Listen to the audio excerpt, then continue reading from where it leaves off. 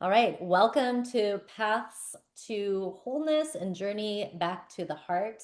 I am here with another episode, and I'm bringing today one of my dear friends, Matthew Zorn, who is a homeopathic doctor.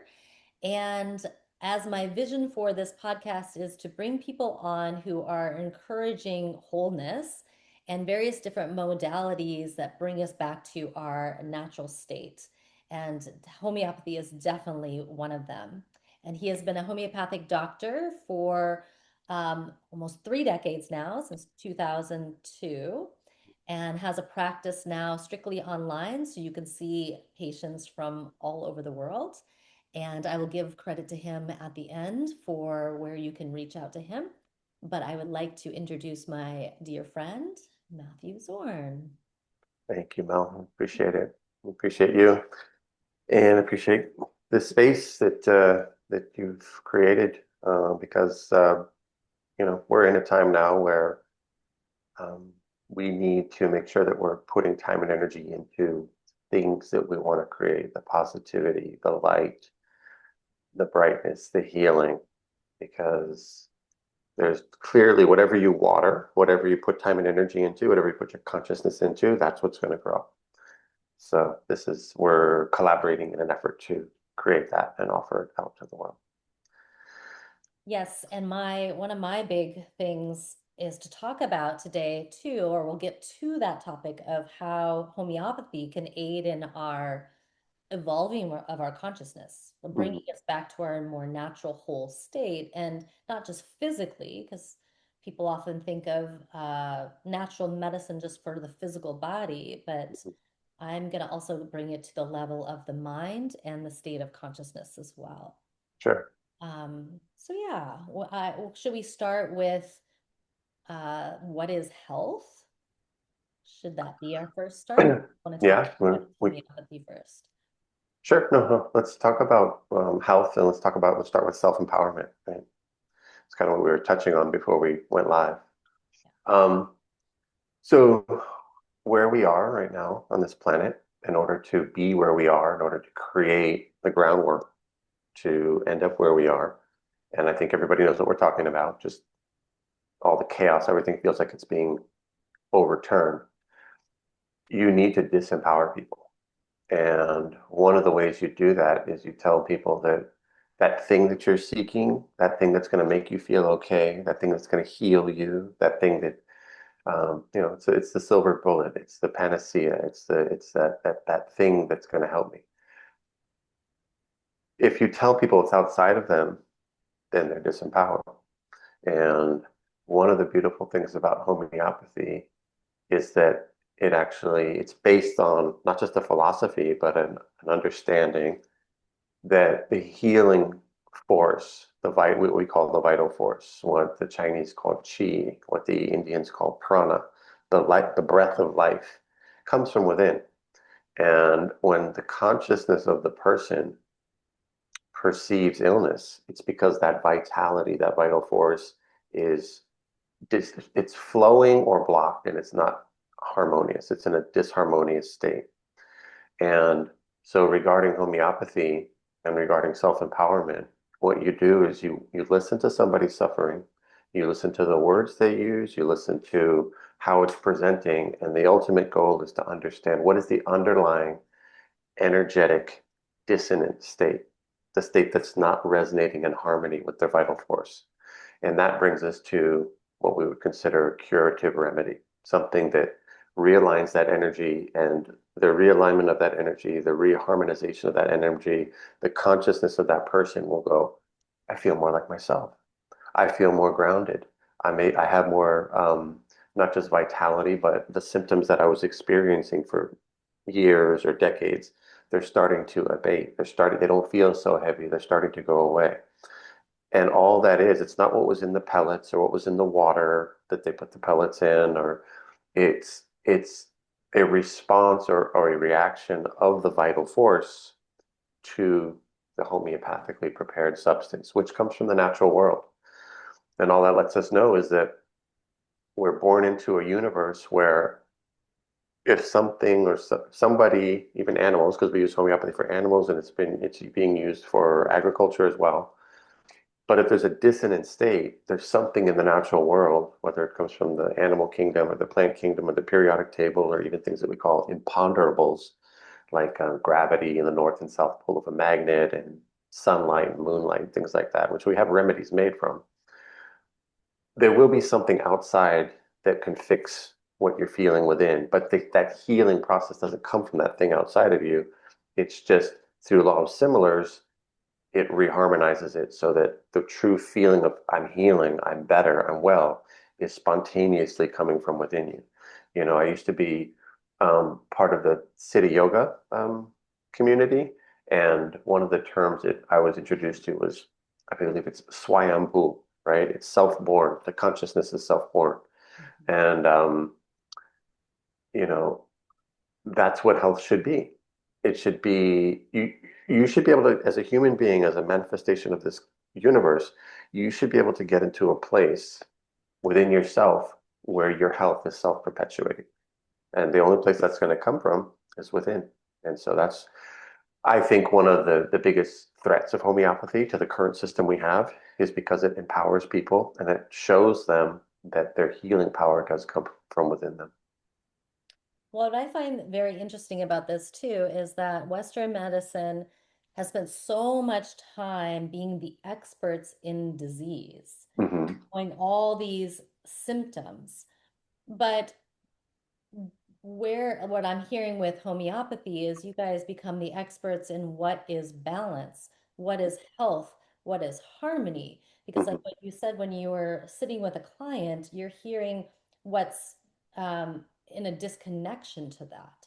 So you Hmm. must know what that is to know Right. what the disconnection is. And if a doctor has only ever studied disease and hasn't studied health, what do they have to compare that to? How do they know they're moving the needle in the direction of health if they don't really know what the health is? They Right. can't really define the health to Hmm. see where this person is at. I mean, I think people get very discouraged because they go into their doctors and they're like, I'm just not feeling well. And the doctors do the tests and say, you're fine. Hmm. Everybody keeps telling them they're fine, but they have a felt sense that they're not fine. But a Hmm. doctor doesn't really know what fine Hmm. is, like, or what, um, their natural state is to be able to get them back to that natural state. We somehow know it within us because we just feel off. Hmm. And Western medicine hasn't caught up to be like, oh, here's optimal or even Hmm. beyond optimal. And then here's where you are, even though you don't present with a disease yet. And even though you Right. don't present with symptoms, big symptoms yet, you just Right. feel like something's not right. Right. Well, what you're touching on a couple things. One is the allopathic model. Allo means other. Comes from the Greek word for suffering. So allopathos, meaning you're looking at other suffering. And homeopathy refers to the same suffering, meaning you're using something in the natural world that will cancel out the current suffering you feel. And through the law of similars, it will dissipate, it will go away. Um, and what you're touching on is this militaristic idea. Allopathic medicine is very militaristic. It's us versus the disease. It's the doctor and the patient versus. And we're going to go through this simulated and actual warfare, right? Mhm. We're going to use antihypertensives. We're going to use antimalarials. We're going to use it's always against, right? And that's rooted in the ego. It's us versus them. The universe is scary. Your genetics could put you in this particular situation. You have no control over it. And so that whole paradigm is based on fear. It's based on separation. And it can't perpetuate forever because it's not true. The basis that it's founded on is not true. The other side of the paradigm, which you touched on, is the one where we looked at the totality of the person. We look at where they're sick, we look at the dark, or you can attribute any tone you want to it. But you also have to look at the light. Like, what is health? And how far has this person swung on the pendulum away from health? How do we define health, right? Mhm. And there have been practitioners that have done a very good job of defining what health is. And so I just touch on a couple things. Health, these are different aspects of health. So if you feel these in your treatment plan as you go through time and space, you will start to notice, If your sleep has been affected, you sleep more restfully. Why do you sleep more restfully? Because the vital force is reharmonizing itself. And so one of the attributes of recovering your health is, wow, I actually went to sleep, and when I woke up in the morning, I feel rested. So refreshed sleep. Clarity of mind. I work with so many people that go, I can't remember this, I can't remember that. My brain's kind of foggy. So they lack clarity of mind. That's another sign that the person's healing. A love for life on earth, just having a good general sense of for lack of a better term, of love for things, an enthusiasm about things, right? I'm excited about being here, right? That's a sign that you're healing or that you've healed. A sense of humor is another sign of health, right? So we have these different things that let us know this person is in a relative state of health. The last one I'll mention is adaptability, because that's a big one. Mhm. When people get sick and they're walking down the path of illness, so they're getting worse over time, which is typical for many chronic diseases, their adaptability, their ability to tolerate extremes in weather, their ability to tolerate anything, that begins to narrow. And so they become less and less adaptable. And so when they're truly healing, that adaptability starts to resurface. They go, wow, I can actually go out into cold weather and not have to wear a hat because I get a headache. So, or I can go out in the sun and I don't get headaches, or I don't feel faint out in the sun, or I don't get a rash when I'm out in the sun. So there are many different ways to look at adaptability and how it kind of resurfaces in somebody who's healing.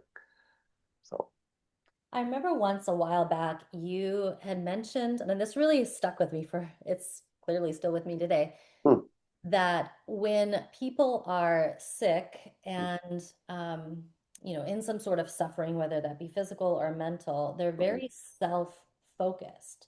hmm, It's like a survival mechanism. They become basically kind of narcissistic. You didn't use those words. I'm using those words. hmm, hmm, And so in an element, they're kind of narcissistic. They're very self-focused, concerned about themselves, all for them, that kind of hmm, thing. And then when they start to heal, they start to become more other focused. Like they hmm, have so many reserves that they start to look outward. Where can I be of help and of service to others? hmm, hmm. Do you have any maybe Yeah, words for how you said that way back yeah.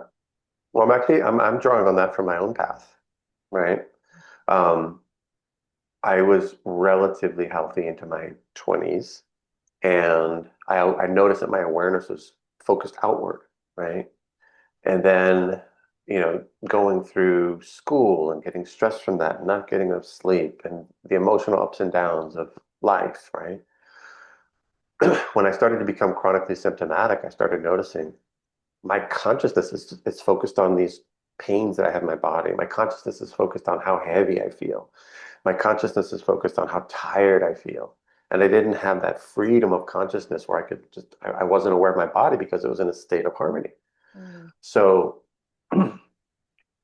I've noticed that not only in my own journey in my healing process, but also with people that I work with, where, you know, if somebody tells me beforehand, I was doing X, Y, and Z through the day just to get through the day, and these were steps that they were taking to take care of themselves to get through the day. What you notice is when somebody's healing, they spend less time and energy trying to manage their symptoms through the day because those symptoms are not there, or they're reducing to the point where they're not hampering them or hindering them in a way that they now have free energy to go and play with their kids, or free energy to do hobbies, or pick up the piano again, or go bird watching again, or whatever it is that allows them to enjoy this experience of life. So that's kind of what I was touching on there. I think that's very interesting because if I'm thinking about this in regards to, say, yoga, where we're very taught or very much taught to focus on your breath, focus on your body, take our awareness is so out here Mm-hmm, as far as a distracted sense. hmm, And I think what you're talking about is the awareness out here almost in a excited, appreciative sense, hmm, hmm, right? And then so then now we have a whole group of kind of aware, conscious, health-focused people that are getting very fixated on their sensations. right. Like, you know, focus, taught to focus on their feelings every second of the day, their sensations in their Mhm. body every second of the day. It's so much inward focus. Can you talk to that about like how that might be different than what you're saying? Like Mhm. that's kind of a good thing to be aware of oneself Mhm. and but not necessarily being obsessed with your state at all times. Yeah, yeah. Okay. So I've actually been studying uh, some of the Gnostic teachings, and there's some interesting concepts there that I'm actually exploring, and one of them is how to pray, and the idea that we supplicate ourselves and we pray for things to this deity that can or cannot give us something. There's a lot of errors in that approach. And what the Gnostics are saying, and I'll kind of get back around to what you're asking me, but I think this is an example. Praying in a Gnostic way just means that you sit and you become still. And in that stillness, you're fully becoming conscious and aware of your physical form. You're becoming aware of the divinity within your physical form. And it should feel soft. And if you want to cultivate it, you or plant seeds in order to cultivate it to get the momentum of that going, is you do your best, and whatever the way this means is to fill yourself with gratitude. And so you sit still, if you're going to do anything, fill yourself with a sense of gratitude, and then develop the idea or the knowing. That's what Gnosticism means. It means to know through experience. It's truly what yoga is. It's, don't take my word for it. Follow these steps and see it for yourself. And so, um, getting back to what you're saying, it's important to be conscious and aware of your physical form and use it as a practice. But when you're truly healthy, the demands of the aches and the pains and the suffering are pulling your consciousness towards those things, Mhm. right? We only have so much consciousness in the moment and through the day. And I can tell you that when somebody's in physical pain, psychological pain, emotional pain, that consciousness is leaking and it's being fractured and it depletes the person and they're going to get tired. They're going to get exhausted in time. So what I'm saying is that um, when somebody's healthy, they have the reserve of conscious energy and the enthusiasm and the desire to be engaged in the world, to look out into the world, to enjoy this transient experience on this plane of existence, versus um, doing it and getting so caught up into it that you get caught by it in a karmic way. It's a bit different. Um, so it's really important to spend time embodying and in a Gnostic way, knowing the divinity that's already there. This idea that you need time and space, or you need the perfect technique, or you need to master X, Y, and Z, and it's going to take you 30 years, that's the trap itself. Mhm. It's really about it comes in a flash for some people. Um, it can come when you least expect it. This idea of, holy smokes, everything that I've been taught, there's always a bit of deception in it. And so I think there's a difference between when somebody's not well and their consciousness being pulled towards those things that cause them to feel suffering, because suffering in itself is part of the journey.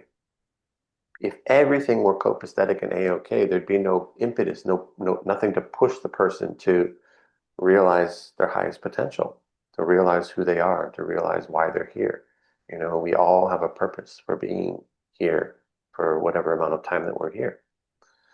So there is a difference between your symptoms pulling your awareness toward internally towards yourself, because that could be just as yogic and healing and powerful if you can, instead of trying to turn away from it or fight it, but just embrace it all. That can be just as healing as when we do it in yoga, when we become aware of the breath, when we become aware of, you know, the consciousness seated within. and become aware that our body is a vessel that is holding something, a spark of the infinite that's not aging as the physical body ages. It's always there. So hope You I had made that clear. mentioned Hmm. you mentioned stillness, when you're talking about the Gnostic's prayer and you were talking about just kind of sitting and stillness. Hmm. Would you say that a sign of health is one's ability to sit with themselves Hmm. in stillness or comfortably, and maybe a sign of disease? Because people Hmm. talk a lot about, I can't meditate, they just Hmm. can't sit with themselves for 2 seconds. Hmm. Quiet and stillness, not a phone, not all that outer distraction and avoidance, Hmm. that as we become healthier, we feel more comfortable to sit in. Would you agree, say that, or what's your opinion on that? Yeah. Well, I mean, all of these things are meant to train us. The phone is meant to train us to stay in habit, right? And I mean, entertainment, even music, most of the things that we use to distract ourselves, we're distracting ourselves from being. When I say sit in stillness, I'm talking about sitting in being, right? Because you need two things in order to be here and to have what you would consider your life. You need consciousness, which is pure being without any inkling of action. And then from that being comes all the activity that you can engage in, your mental activity, your emotional activity, your physical activity, and everything you do. But if the consciousness is not there, you don't have any activity. So, what we're talking about is you should practice being still because that's your part of your natural state. That's an aspect of your natural state. And when people are on the journey of healing, they're very restless. It's hard. It's just, suffering. It's painful, and it makes you get up on your feet and start searching. I think the problem is that you're never told to go within. You're never told that the answers that you're looking for, even if you're physically suffering, even if you have five or six or seven or eight or 10 medical diagnoses, the answer to those things, if you want to get to the root of it, you're gonna find it within yourself. And you're gonna find it whether it doesn't matter which homeopathic practitioner you work with. It doesn't have to be homeopathy, it could be some other route, but it should be curative in nature. And so the big deception is if you're in a space where you have so many symptoms and so many diagnoses, you're going to be told, well, you know, in one way or another, you're the victim, and what you're looking for to heal your suffering is outside of you, and that's the deception. Mhm. It's not. So, I mean, if people want to use homeopathy, they want to look into it, you know, on one level, it seems many people dismiss it because it seems implausible. But the reality, in the same way that the Gnostics say, here, these are the things that you can do to know who you are, we do the same thing in homeopathy. We follow these steps that were elucidated or brought to light by Hahnemann through his observations. These are the universal laws that govern your health as a human being, as a manifestation of universal consciousness. Because you're here, there are laws that govern your state of health and your state of disease. And Hahnemann brought those to light and put them in the organon of medicine that he spent. And he redid multiple versions. He got up to edition number 6. So he was always refining his ideas, but the core of the ideas have remained the same, and they haven't changed since his passing. So Okay, so we've touched on health versus disease, Western versus mhm, holistic medicine.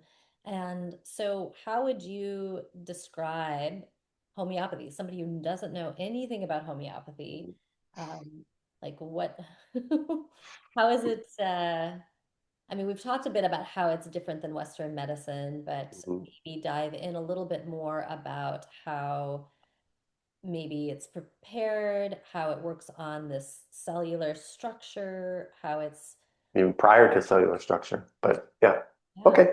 life force. So okay, so the essence of homeopathy is that there is a healing power within each of us. We call it the vital force in homeopathy. and it has to emanate, right? And I like to use one of the teachings in the Bible that says, "Man does not live by bread alone, but by every word that proceedeth from the mouth of God." So what's that word? That word that proceeds, that vibration, that energy, the unstruck bell, right? That word within it, we would call the vital force. And again, Indians would call it prana, and the Chinese would call it chi, the Japanese would call it ki. It's a life force. And so homeopathy says when that life force, that vital force is in harmony, the person says, I am well. And you can't add anything to it. You can't take anything away from it. They just say, I'm okay. And that feeling of being okayness, that being okay, comes from the vital force in harmony. When it becomes disharmonious, when it becomes blocked, the vital force, the effect of that is going to be disease. And the person is going to say initially, I don't feel good. When you follow that dis-ease of the vital force down a path long enough, it can turn into physical disease. It can turn into insomnia. It can turn into asthma. It can turn into whatever the outward reflection is. The root cause in many, many cases is the issue of the vital force. And what I would exclude from that is like, poisoning. Somebody, God forbid, gets exposed to like rat poison or excessive amounts of, nuclear radiation or something where they've clearly been poisoned. The vital force is going to be affected by that, but the cause isn't the disharmonious vital force. But there are things that we are exposed to in the natural world. Anything from traumas, right? Trauma during birth, car accident, a breakup in a relationship, loss of a job, loss of a pet.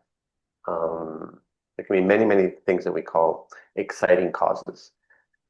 And so in that situation, right, you can have, let's just take relationship. You can have 10 different people that break up, right? Let's say 8 out of those 10 people, they break up and they go on their own way.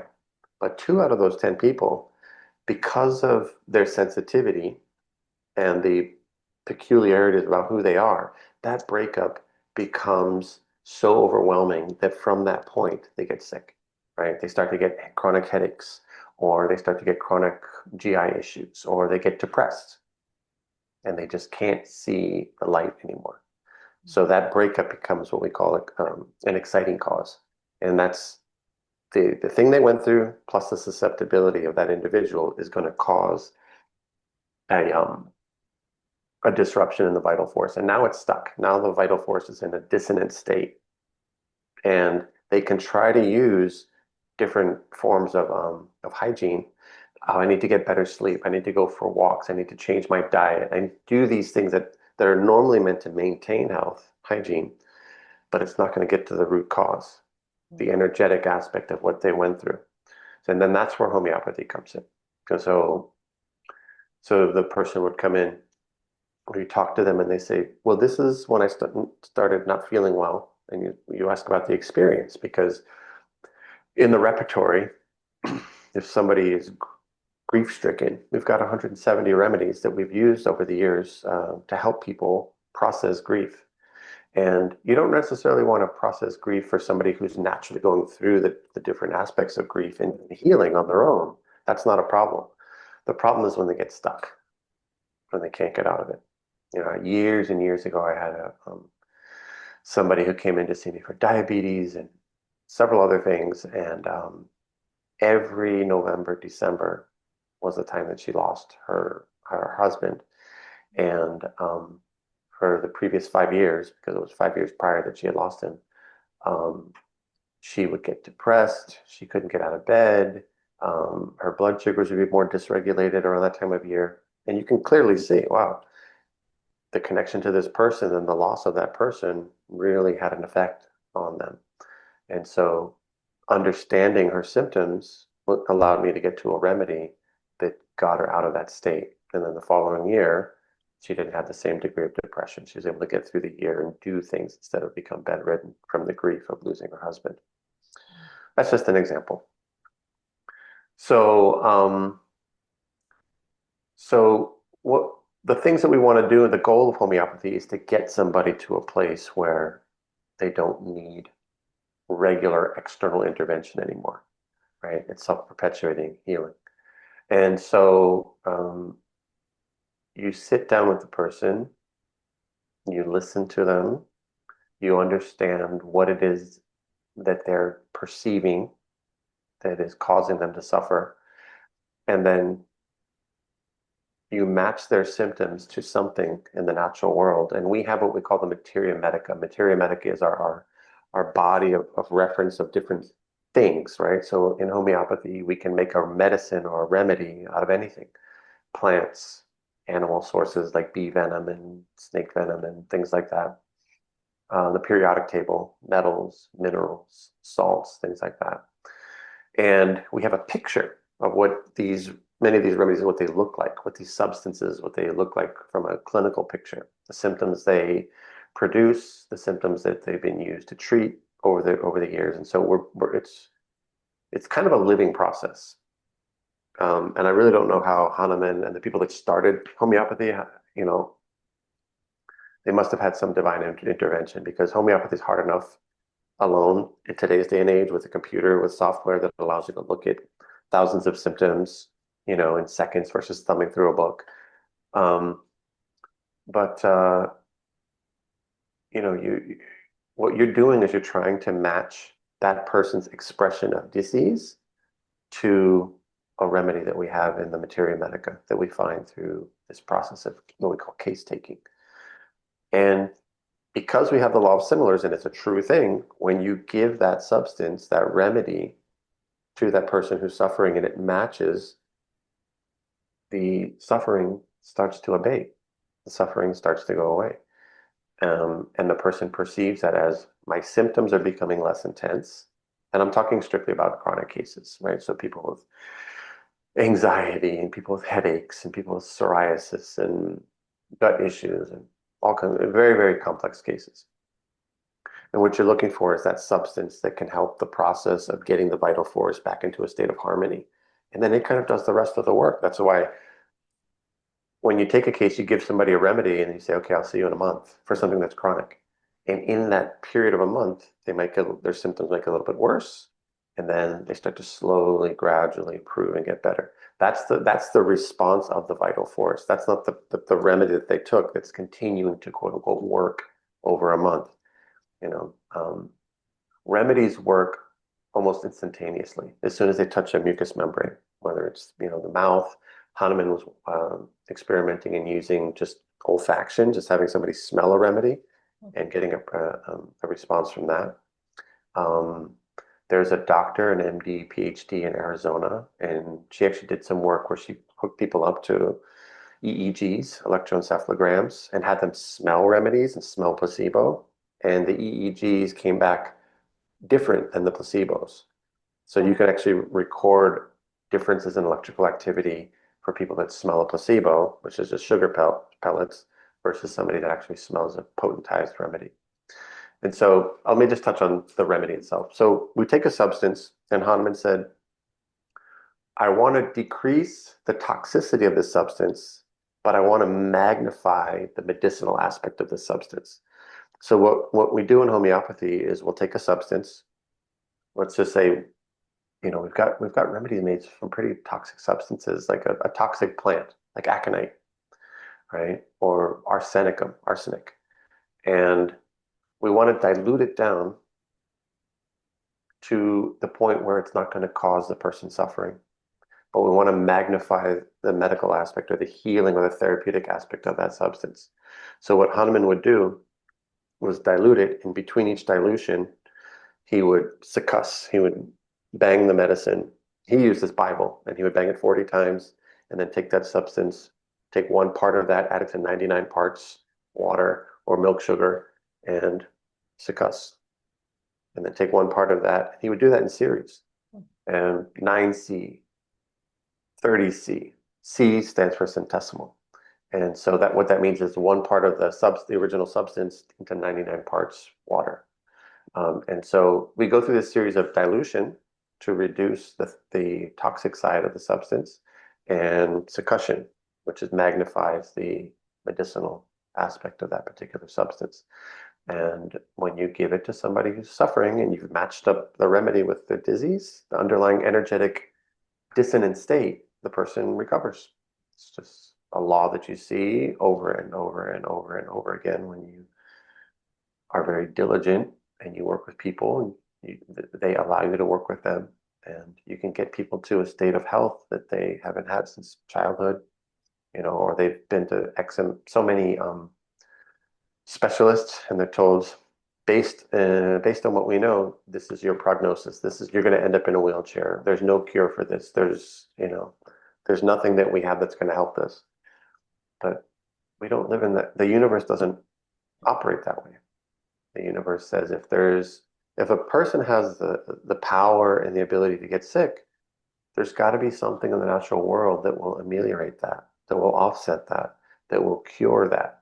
And that's the kind of universe that we live in, the world that we live in. But allopathic medicine doesn't sit well with that because it doesn't look at the whole. It doesn't look at everything. It just looks at it thrives in a space where there's a lot of fear and there's a lot of unknown. And it's based on the physicality of disease, right? And everything is vibrating. Everything is in motion. So why wouldn't the cause of somebody's disease also be based in the energetics, in the energetic aspect of that person? So energetics are important. Or the foundation. Energetics are the foundation of health and of disease. It seems like Western medicine. So if somebody came in to a Western doctor and they say, I get headaches all the time, I have Mhm. allergies, I have psoriasis, Mhm. I have gut problems, I have diabetes, Right, they would leave that office with five different medicines, right. one for each of those Hmm. specific things. And my understanding of homeopathy could find your unique signature, the unique signature of a remedy Hmm. that would address all five of those things. Right. It's a progression Hmm. of of disease or a progression of disconnection, or I don't know how you'd want to call that. There's a progression there. So that's my one thing that I kind of wanted to say to you and ask about. And then the other is we now in the West have taken natural things and applied that mentality to it. So we're Hmm. doing the same thing with herbs as Hmm. a Western medicine would be to a pharmaceutical. And we're also Hmm. doing the same thing to homeopathy. You could Hmm. walk into a health food store and go, well, this remedy says for asthma. This remedy says for skin issues. This remedy Hmm. says, so I'm going to take Hmm. all these remedies. This arnica is good for the bruising. So I'm Hmm. going to take that arnica for the bruising. But the Right. way that you're talking about homeopathy isn't really specifically that. It's Hmm. different than that. Is that correct? Right. So, the example you gave, the person with the skin problems and the headaches and everything, we see that those five different things that seem separate, those are shadows. Those are the end result. Those are the offshoots of the central core disturbance. So if you can, as a homeopath, if you can understand what is essential core disturbance, I'm talking about on an energetic level, and you match the remedy to that central core disturbance in that person, those five things that don't seem connected, they will get better. That's just, they're not separate. Just like, we erroneously divide, a person up into, their physical, their mental, their emotional health, and their spiritual health. Are they truly divided? Mhm. They're not, in reality, if you just look at a person, are they divided? No, we're dividing it just so we can understand it and explain it. And also, if you go back to the Tao Te Ching, Lao Tzu says the one, the monad, the universal consciousness, that thing beyond division becomes the two, becomes the three, then becomes the 10,000 things. So allopathic medicine is very good at looking at the tail end of that, where there's a differentiation, where everything's been split into a million different pieces. And they're going to continue to split things into a million more different pieces because that's the one end of that spectrum. In homeopathy, and even in yoga, right, we go back, where's the source? We're Mhm. trying to find the universality. in everything that looks different. Mhm. And homeopathy honors that and says, you as somebody, as a human being, you're born into and born out of this universe. You're not separate from it. So there will be something in this natural world that if you take it in a homeopathically prepared way, it'll help you to heal. It'll help you get back to yourself. Because when somebody's healthy, that's all they're just recovering the sense of self.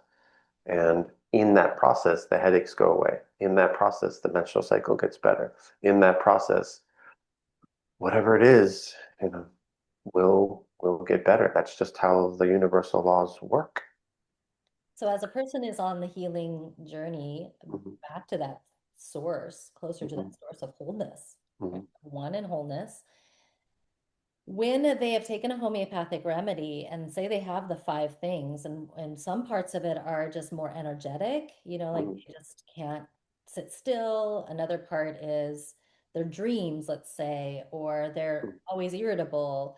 And then they also have these outward symptoms. So they have inward symptoms that, even if we went into surgery, you couldn't cut yourself open and see those things, but you're mhm, experiencing those things, right? So there's the inner world experience, and then there's the outer physicality experience of symptoms. mhm, In what order do they start to heal, lessen? Do you mhm, notice mhm, more like psychologically, I start to shift and then I start to see the physicality, or the physicality starts to shift and I start to see my mhm, internal state change? mhm. So because the vital force flows within outward, right?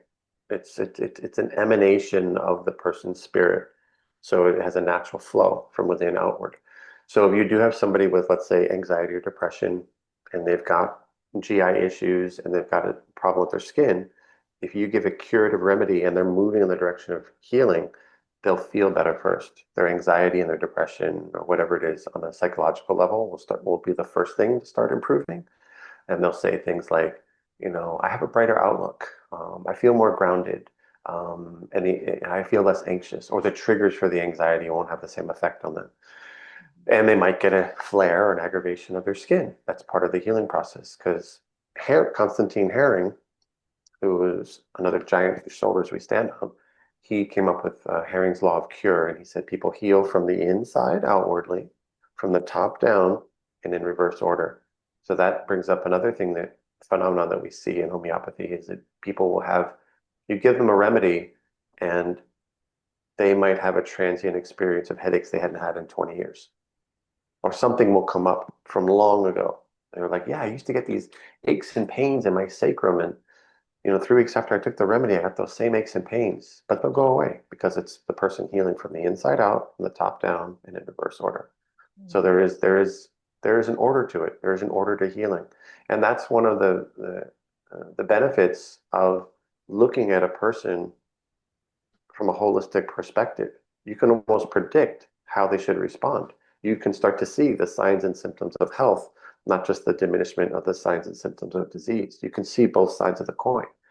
And so that in itself really helps you to understand, is this person truly healing? Are they plateauing? Is the remedy that I've given, is it not what we call the simillimum, the most similar remedy that's going to get them back to their ultimate state of health?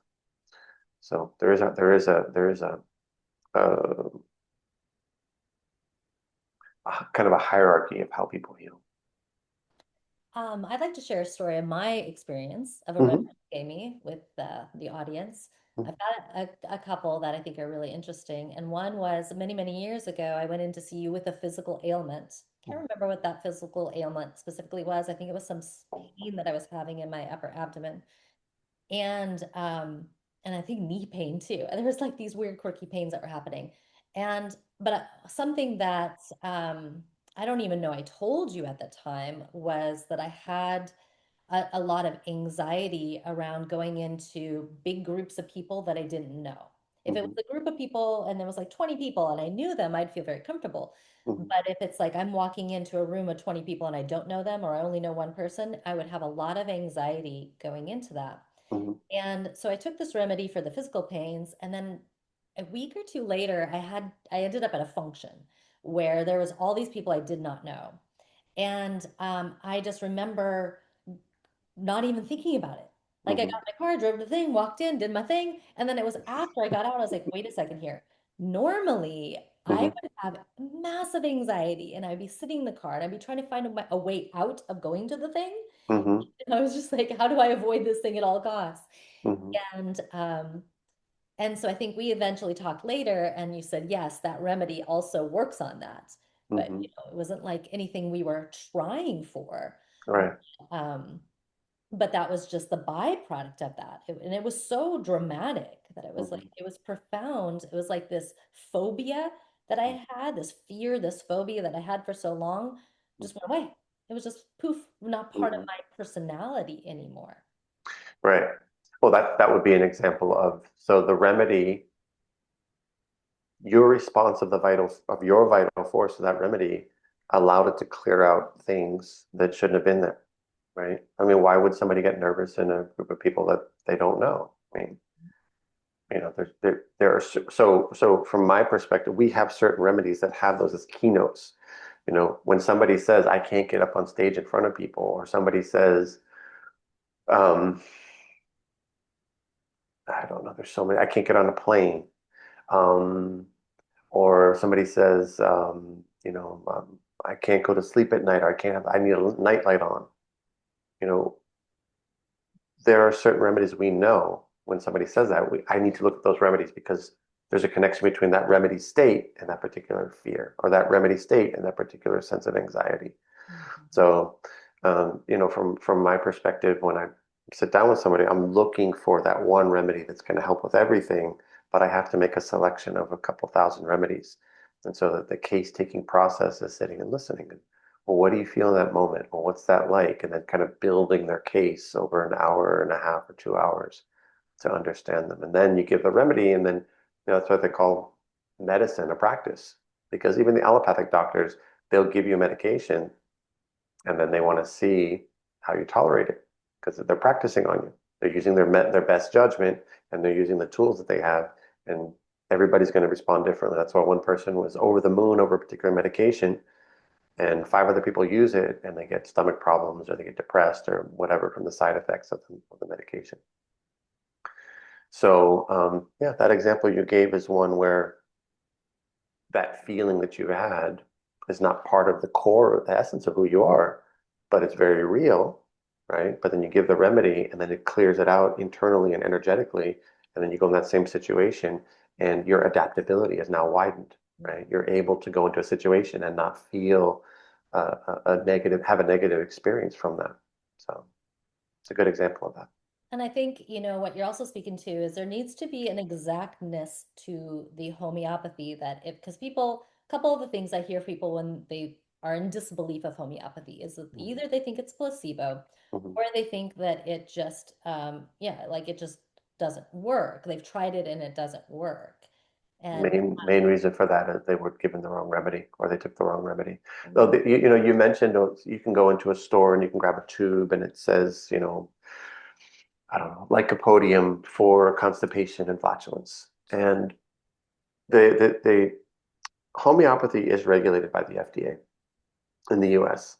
And so by law, these manufacturers have to put something, they have to put an indication for the remedy. That's why you see something like that. You'll see a remedy and you'll see one indication.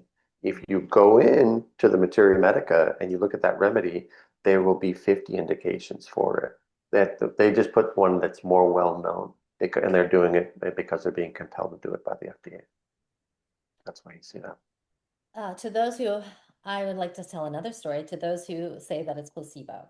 Mm-hmm. You have actually helped me with my dogs. Mm-hmm. One dog had cancer of his bladder that was incurable. It was the bladder cancer. They say usually, typically, dogs last 4 months. They're out.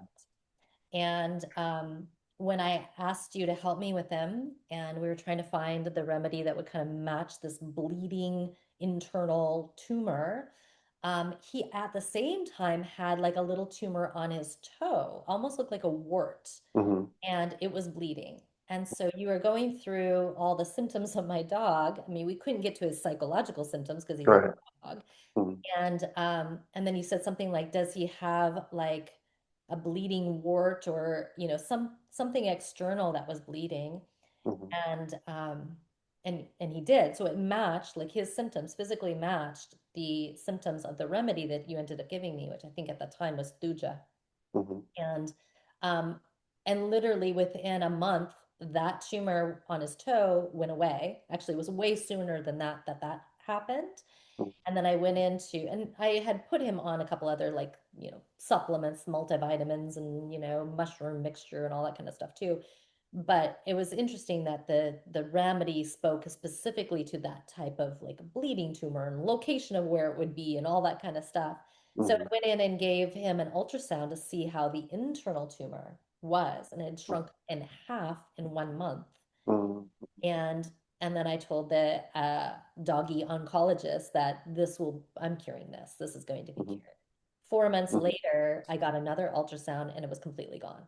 It's Mhm. Mhm. internal tumor, the kind of tumor they say, the kind of cancer they say never gets cured, Mhm. always ends in fatality, usually in 4 months. Mhm. He lived another year and a half and never died of that. Mhm. And he was Wow. like 17 when he died. Mhm. Mhm. So Everything's dogs awesome. can't have placebos. Like, Mhm. even if I told my little dog, I'm going to give you this, it's going to cure you, that he wouldn't, he can't understand that. So, Yeah. Yeah. So, yeah, I mean, if you go to a place like India, there are one of my teachers, who he we used to give seminars, and he had a really good rapport with oncologists over in India, and they would refer their patients to him.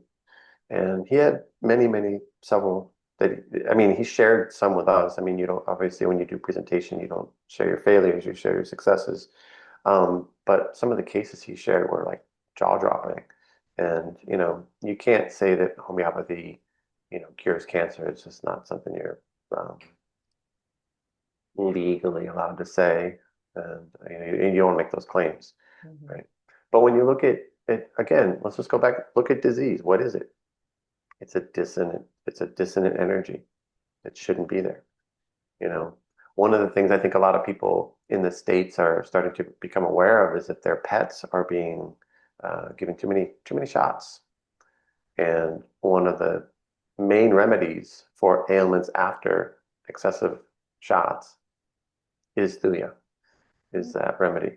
And what it typically causes are tumorous growths. mhm, And so we know that about thuya. We know that if you have somebody and they've got a history of warts that are really kind of usually kind of fleshy in nature, that would be some you'd want to consider thuya for that particular case. mhm. Yeah. But with regard to homeopathy and clinical treatment, 30 to 70% of medical doctors in Europe use some form of homeopathy in Europe. Um, Homeopathy, clinical homeopathy, where there are medical doctors that prescribe, practitioners that work very closely with MDs. Um, it's very integrated over there in India. Yeah. And there are some countries where I mean, homeopathy is used by a half a billion people, 500 million people. So that's like 1 out of 14 people on the planet use homeopathy. Mm. It's a big threat to the pharmaceutical industry because if people start to use it, they become less reliant on the pharmaceuticals. And then that cuts into the bottom line. And it also empowers people. Mhm. So, yeah. Can we go back to talking more about the use of homeopathy? This is because this is a passion of mine.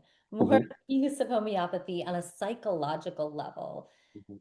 Because a lot of people do know of it for physical ailments, but less so known for like the fears, the phobias, the so-called chemical imbalances, things Mhm. that psychologists work on, counselors work on, core wounds, Mhm. triggers, trauma, all of that whole Yeah. psychological piece. Mhm.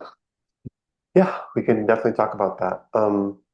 So most of us walking this earth, and I would say especially in the States, I mean, it's countries that have been colonized, most people on this planet, they're dealing with some degree of generational trauma. they're born into a family where the parents are wounded in some way and they're doing the best they can, but their coping mechanisms um, can negatively affect their kids and their behavior the wounds that they haven't healed themselves will negatively affect their kids. And so a child, one of the superpowers of children is that they're able to adapt. So they regardless of what they went through, they get through childhood, but they've developed coping mechanisms that allow them to survive, but they don't serve them as adults. And so they're usually behavioral stuff, emotional stuff, wounds, um, people that always feel like they've got to be the good person, make sure everybody else is okay, and sacrifice themselves to the nth degree just so everybody else is happy. That doesn't serve you as an adult, right? So that's going to cause problems down the line. Or the person that just becomes never learned how to manage their emotions, right? I've been hurt. I've been disappointed. I'm just going to put up this wall and I don't want to speak about it ever again. That's a coping mechanism, but that's not how you deal with it in a healthy way. Mhm. So it's going to sit there and it's going to fester. And then in time, it'll cause problems if it doesn't already. Um, so again, psychological issues are just another reflection of another manifestation of is the vital force in harmony and flowing freely, or is it obstructed or blocked, or has it been because of trauma?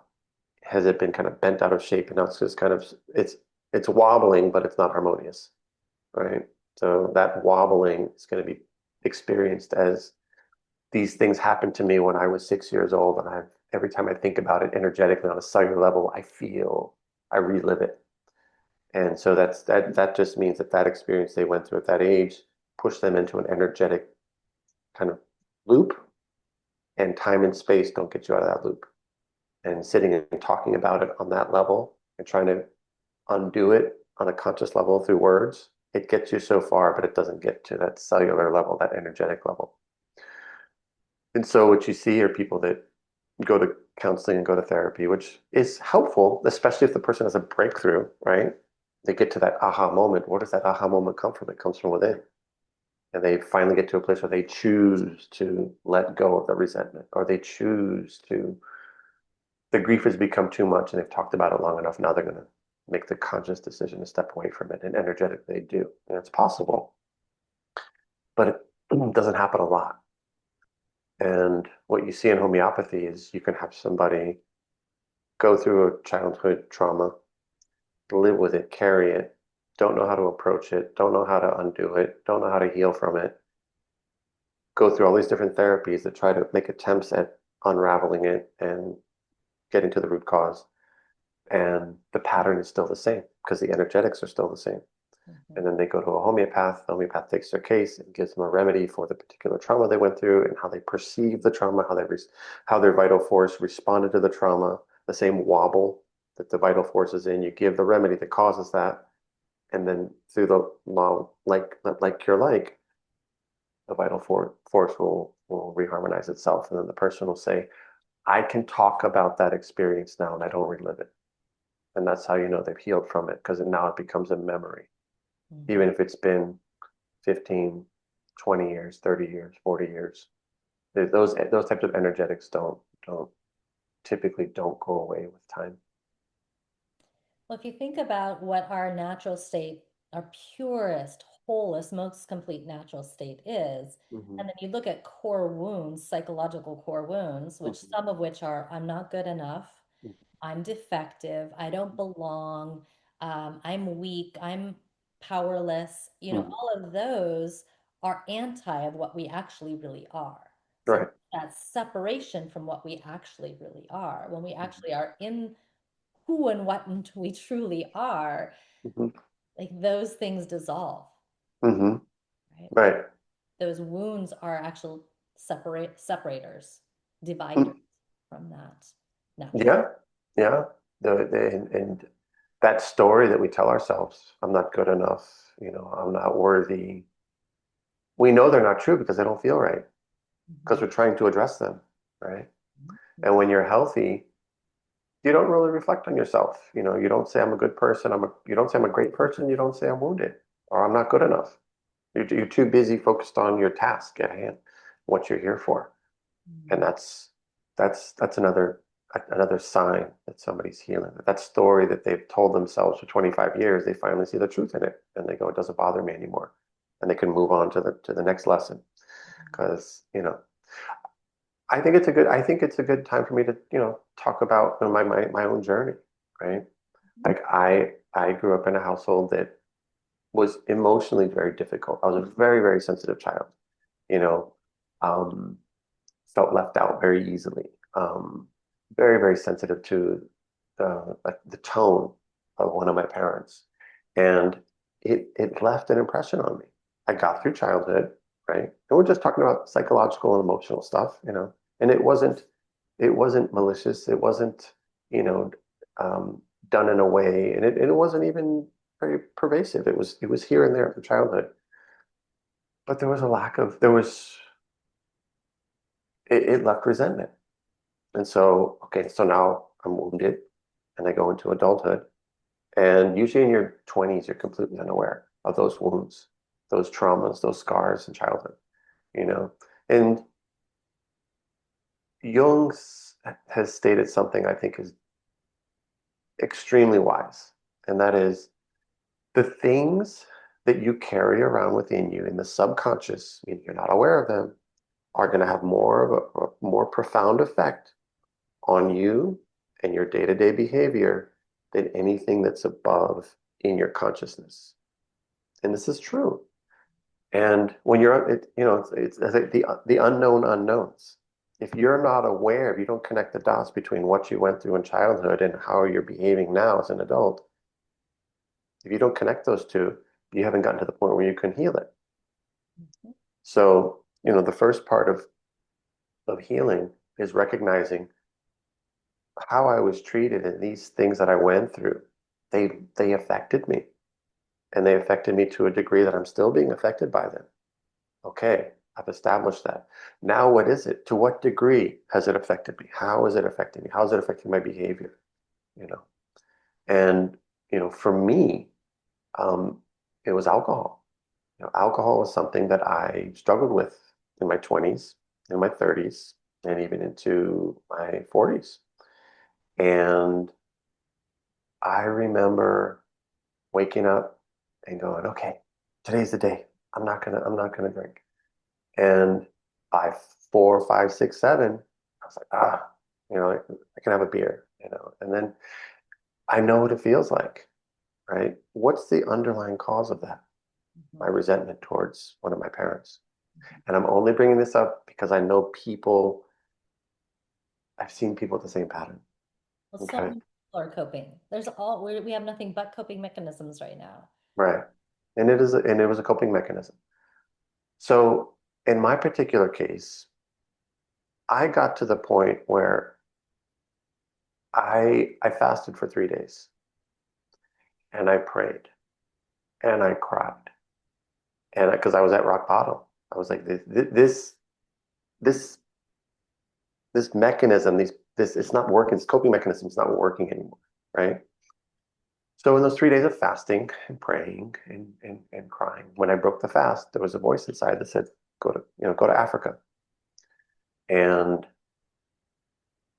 I mean, it's a big, big step. I mean, I've never been to that continent, so why not? So I went. From that point, my life has been completely different. My relationship with alcohol, completely different. You know, I might have a drink once every 6 months. And I remember when I was kind of in the midst of this, I was thinking about, do I fight this or how do I deal with this? And there was a voice inside that says, you cannot fight this. The momentum behind, your relationship with this substance is going to burn itself out. And thankfully, I didn't hurt anybody. Thankfully, I got to a place where the energy behind it, I was able to deal with it. Homeopathy helped me quite a bit, actually. there's a particular remedy that has to do with resentment and not being treated poorly in childhood, emotional wounds and things like that. And when I took that remedy, it really helped me to start looking at the resentment I was carrying. And as soon as I started resolving that and reconnecting the circle, right? It's so important for us to have a healed circle with the people that are closest to us, our closest friends, our relatives, our parents. And I thank God every day that God gave me enough time and my parents enough time for me to heal my circle. And as soon as that circle was healed, the relationship with that particular substance, with alcohol, it evaporated, it went away. And homeopathy really played a key role in that, in helping me to heal. And I've got a presentation I have to do, record and put up on generational trauma because we do carry about 6 generations of trauma with us. And generational trauma is something that's very prevalent, and it impacts many of us, and it has like a ripple effect, right? If it's not healed, it's gonna wounded people wound other people, right? So when somebody's going through the world and they're wounded, whether they're aware of it or not, they're going to lash out and act and behave in ways that hurt other people. So when we do the work and we heal ourselves and we get to a place where we're back in our bodies, we've done the work, then we get to a place where we're not going to consciously hurt anybody anymore, whether it's through a word, through an action, and so on. So, homeopathy in it has helped me to kind of turn a corner in life and get to a place where I can focus on, I'm married. I've got 2 kids, and one of the things that you're told, especially growing up, is you need to have everything planned out. You need to have everything before you can start a family, before you can do this, that, because they're so expensive. There's so much responsibilities.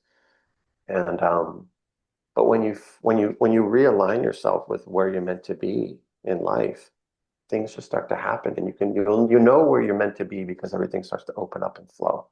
Doors you didn't see will open up. Opportunities that you didn't see will present themselves, and life begins to feel like a blessing again instead of feeling painful.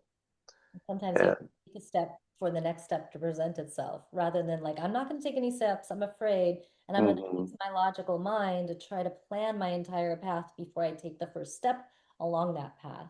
yeah, And then to, be in the flow is like I take one step and then I mhm, see, I never know where the path is quite going. right. Just And have faith, unfolding in front. you're talking about faith, having faith, you know, and that's actually one of the things that I've been working on. I would say over the last 5, 6, 7 years is learning to cultivate faith that I'm exactly where I need to be. I don't have to worry about finances. I don't have to worry about the next step. That just be present, do your work here and now, fulfill your responsibility and your duty, as a husband and as a father, as a friend, as a practitioner of homeopathy, do your duty, and the rest of it will kind of take care of itself. Whereas most of my life is I'm always looking into the future. I got to make sure I'm prepared for this or prepared for that. And that leaves you just sitting around kind of waiting, waiting until you're ready.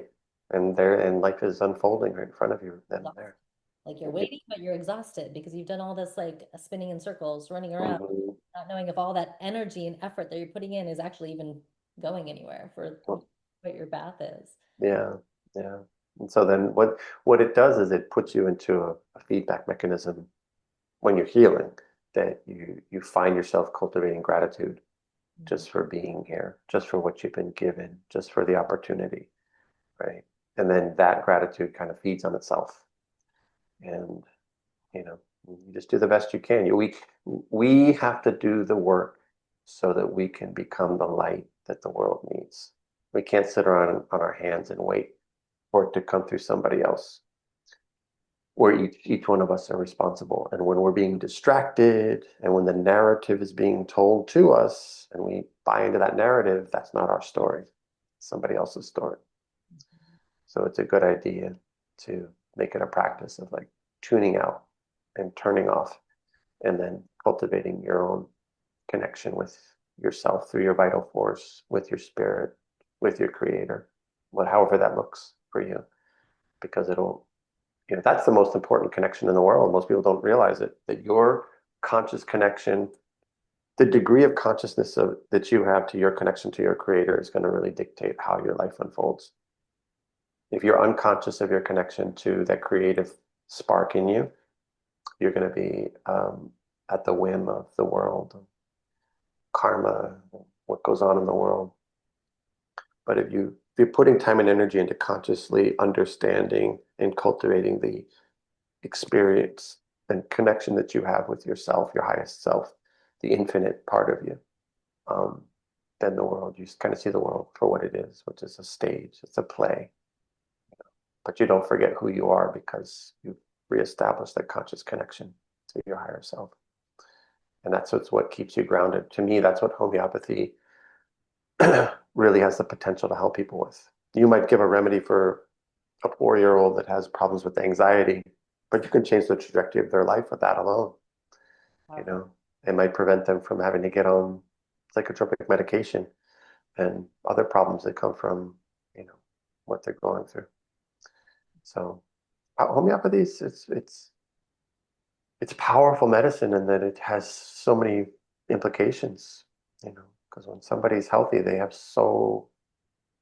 kind of they have the potential and the ability to kind of step out of the matrix, you know, because when you're in a dissonant state, it's easy to get confused. It's easy to be misguided. It's easy to be um, bamboozled. But when you're connected to yourself, you have a lot more discernment. You can see what's true and what's not true, and you make healthier decisions. Agreed. I might go full circle with kind of what you said, and that I think that appreciation Mhm. is also like when you get healthier and healthier, you have more of that capacity for appreciation. You start to appreciate your life and your experience more. And I think Mhm. also the more you connect into your higher self, because some people might like, I don't know what my higher self is. I don't know if I believe in anything. It's like, well, can you appreciate? Like that's no Mhm. matter what your belief systems religiously are or philosophically are, can you appreciate your physical body? Can you appreciate the grass outside? Do you have that capacity for appreciation? And as you get healthier, or as you, AKA, connect more into who you truly are, Mhm. you will. Like that Right. will come forth more and more. And Mhm. I think that's also where the magic in life occurs too. Mhm. Your path unfolds, like you were saying, effortlessly and more flowy the more you're in that. So more Mhm. self, more appreciation of the present, Yeah. magic unfolds. Having faith and kind of feeling your way through life instead of thinking your way through life. Yeah. And the feeling and that intuition, that's if you kind of get back to the Gnostic teachings, that's Sophia. Sophia is like the Shakti. It's the first emanation from the indivisible consciousness. It's this feminine power that wants to go out and create. And that's what's been buried is that faith and that intuition of the divine feminine side of each of us. But it's coming back around and it's coming back out. And it's going to shake up the system on this planet. And that's kind of what we're witnessing. But I would say, whoever's listening to this, if you want to get through today's day and age, spend some time and consciousness and energy developing your relationship with your highest self. That's the only thing that's going to get you through this. That's the only thing that's constant. That's the anchor. Otherwise, you will be blown by the wind and burned by the fire and wet by the water. And there's going to be a lot of suffering that's coming down the tracks, but I think it's necessary. Um, And all these paths to wholeness are leading us to that, to the higher Exactly. self, or we could call it intuition, we could call it a variety of things. Hmm. But when we're on a path to wholeness, that's Hmm. where we're going, is to Right. homeopathy. I believe 100% is one of those paths. It is, I mean, for anybody that's if anybody's looked into homeopathy or practiced it or seen, it spreads because of what it does, homeopathy, not because of what people believe, but what people see and what people feel, right? And that's the difference, Like I had mentioned, Constantine Herring, he didn't believe in homeopathy. He was sent by the allopathic profession to disprove and discredit homeopathy. And he studied it and he couldn't find fault in it. And then he became one of our greatest practitioners. Um, and that's when I think homeopathy does have the promise to really truly help people overcome generational trauma through energetics, help them to reestablish themselves in themselves, open up the channels so that their vital force can flow more freely, their chi can flow more freely, their prana can flow more freely. It helps people to be the best version of themselves just by helping them reconnect to their spirit through the vital force. So, Well, Matt, thank you so much for this. you're So I'm going to welcome. put the link for your website below because people can reach out to you if they like and book an appointment with you. You do them via Zoom Mhm, and they can be anywhere in the world and have access to you. mhm. Was there anything else you'd like to share as we close up? I want to thank you for this opportunity. It's always nice to see you, always nice to talk with you. And yeah, I hope that this message gets to the people that need to hear it, the people that are in the deepest states of despair, the people that have been told, no, you know, there are no other options because there are always options. Life is infinite. Possibilities are infinite. Healing is infinite.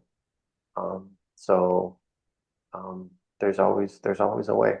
Wherever the spirit is, there's going to be a way. And homeopathy is one of those things that no matter how it's slandered, no matter what's said about it, it stands on universal principles of truth, and those can't be changed in any way. So, yeah, I'm just grateful. I'm thankful to be able to share the message of hope and healing um, with people that are meant to hear it. Thank you. Thank you for what you do and for your support. You're And very welcome. Thank you. Appreciate it.